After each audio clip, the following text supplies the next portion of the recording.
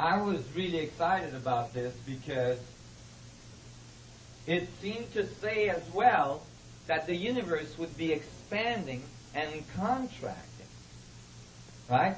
If everything goes towards infinity at the center of all atoms, then the universe is contracting as much as it expands. And I could see how the external part of my existence is the expansive part, and the internal part of my existence is the contractive part. So I started to think in those terms when I was actually 11. And I learned to meditate. A young master of meditation from India taught me to meditate. And I was really excited because I was discovering a whole world within myself that seemed to have infinite potential. So I started to spend more and more time concentrating inward and connecting with that part of my existence. And I started to think that there must be a balance between the expansion of the universe and the contraction of the universe. And the contractive part of that balance equation is the part that generates.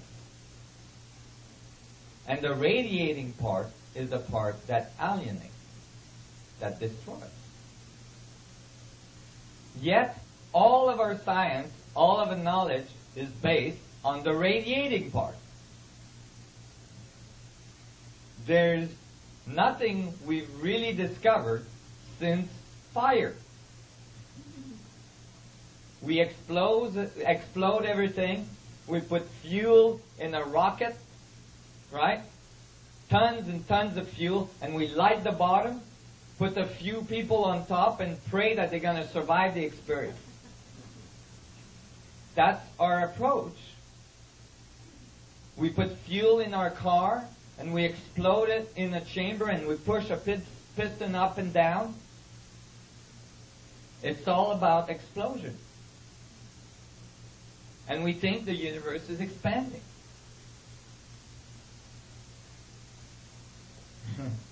When much later, I was brought to Georgia Tech to have a conference, kind of a debate with other physicists. These are very well-known physicists, highly regarded, older people that had their students there. And we were talking about things. Some of the students were there. They came in and out. We were, looking at equations. We had all this stuff on the big wall there, on the blackboard.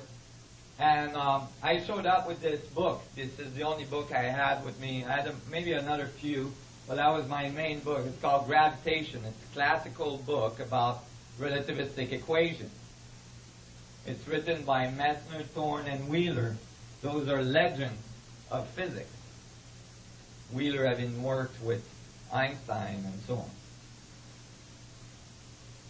And it's a brick, you can see. And that's why it's called gravitation. When you pick it up, you know everything you need to know about gravity. And I was going through all the equations, and I could see that the physicists were starting to get upset with me. I was, kind of going through, the way they think of the universal dynamics and the universal expansion and all this. And I finally said, okay, if I understand your model right, and I opened Gravitation on page 719, and I said, if this is correct, then the universe is something like this, which they show you after about 1,000 equations. The model for our universe is a balloon with pennies glued to it. So what you do is you take a balloon, you take a bunch of pennies, and a glue gun. And you glue the pennies to the balloon, and the pennies represent galaxies. And then as the balloon inflates, the galaxies move away from each other, generating the universal expansion we observe with the Hubble. It's called the Hubble constant, or the Hubble expansion, and is observed by various modalities, including telescopes. And so I'm going through this with them, and you got to realize these guys are very accomplished physicists, and they're looking at me going, "Oh my God, this is like kindergarten stuff. If you don't know this stuff, you should go back home and study a little more before you waste our time." And so I was like, well, what I want to know is where is the equation, because I really looked through all your stuff, and where is the equation for this guy?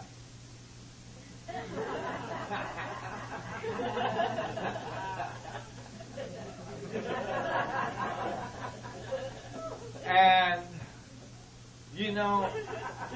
the room became quiet. And I was saying, well, this is definitely a component of the dynamics that are going on. And I said, if you keep drawing, if you don't stop at the face, and you keep drawing the rest of the guy, you'll notice that when the balloon expands, the lungs contract. For every action, there's an equal and opposite reaction. First law of physics.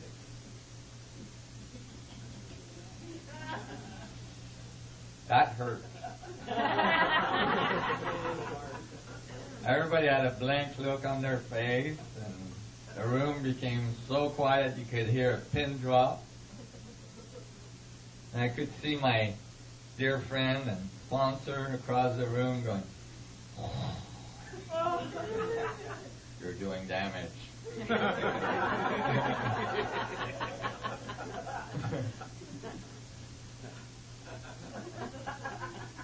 Kind of obvious.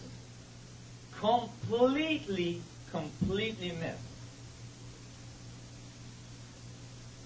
Obviously, if the universe expands, then something is contracting. And that dynamic of expansion would be a feedback, right? Expand, contract, expand, contract. And it would have a very specific topological structure, meaning it would look in a very specific way. It would have very specific dynamics for things to be able to expand and then contract and so on. So, when you think about it, and I was thinking about it for years, if you radiate, if you look at the universe, you find that everything in the universe radiates. What does it radiate in? In the vacuum. The vacuum of space. Well then, the vacuum cannot be thought of as empty, can it? Because no energy is lost, no energy is gained. So if all the suns, all the stars, all the galaxies, all the black holes, everything we see radiates into the vacuum, then the vacuum must be full. Full of energy. And it was clear to me that then the vacuum must be the contractive side of the event horizon, the contractive side of the structure of reality, the part we don't see.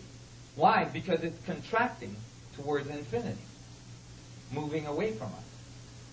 It appears to us as vacuum. So I was puzzled about that, and I remembered my first class of physics.